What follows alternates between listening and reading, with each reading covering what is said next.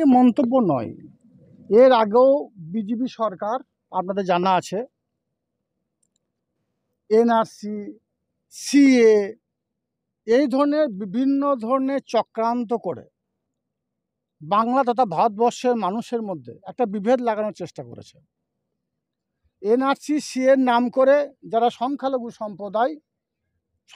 সম্প্রদায় বলতে শুধু মুসলিম সম্প্রদায় নয়, হিন্দু সম্প্রদায়ের মধ্যে আছে, এসসি সম্প্রদায়ের মধ্যে আছে, তাদেরকে ডিটেকশন ক্যাম্পে ভরার একটা পরিকল্পনা করেছিল। কিন্তু আমাদের রাজ্যের মাননীয় মুখ্যমন্ত্রী মাননীয় মমতা বন্দ্যোপাধ্যায় গর্জে উঠেছিলেন। তার ফলে এনআরসি, সিএ করতে পারেনি কেন্দ্রীয় সরকার। তারপরে তারা এসআইআর এটা চালু করে সামনে যে 26শে নির্বাচন আছে, সেই নির্বাচনে গণতান্ত্রিক অধিকার হরণ করার একটা চেষ্টা করেছিল।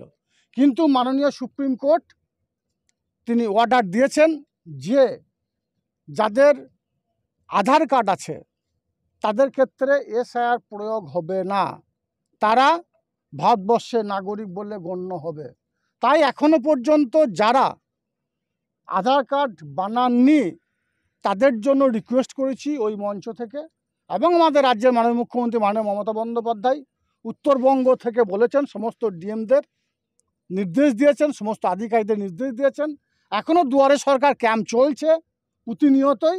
তাই ক্যাম্পে এসে যারা আধার কার্ড বানাননি আধার কার্ড বানিয়ে নিন, আপনাদের গণতান্ত্রিক অধিকার আপনারা প্রয়োগ করুন।